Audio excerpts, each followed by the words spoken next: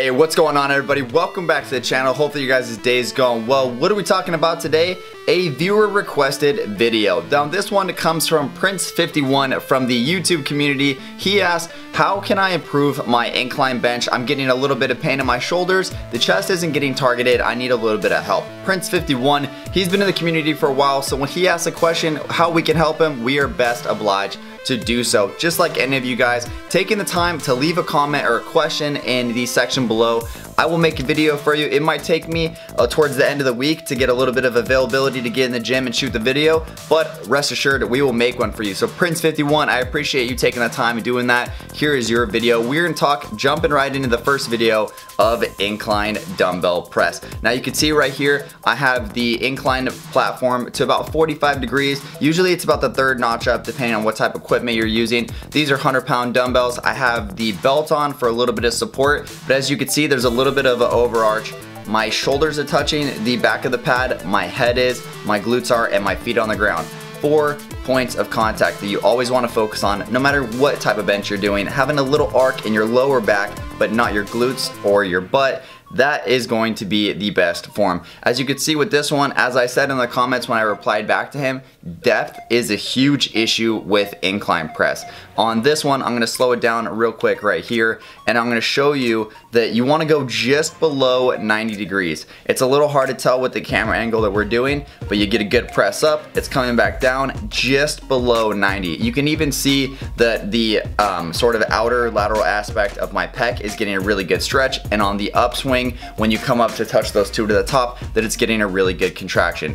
You really want to focus on nice, smooth motion, not going too far down. Too far down will engage way more than your shoulder than you want. And when you're doing 100-pound dumbbells like this, your shoulders don't have the strength to hit that 100 pounds, at least for me. And it's gonna be a subjective difficulty for you guys self. I'm gonna zoom in really close right here. You can talk about you could see what I'm talking about when I say expansion and contraction of that pec and that good 90 degrees or just under motion.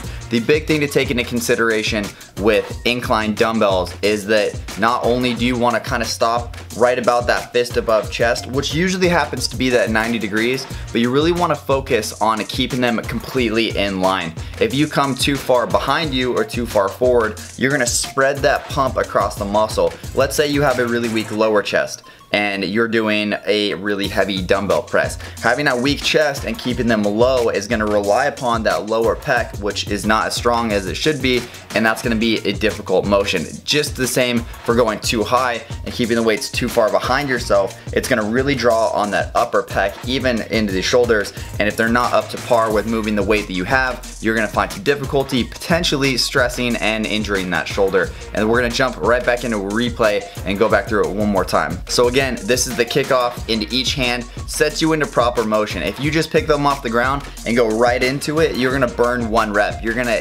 need to save that energy so you can display that energy. So kicking them up with your legs is gonna give you that much more. Even if it just gets you 1 more rep, that's 1 more solid rep to your repertoire, and that's something that's gonna really improve it. So we're gonna slow it down, kicking each one up again, going all the way to the top, coming just below 90 degrees, keeping it in that good center line of the chest, breathing out on the upstroke.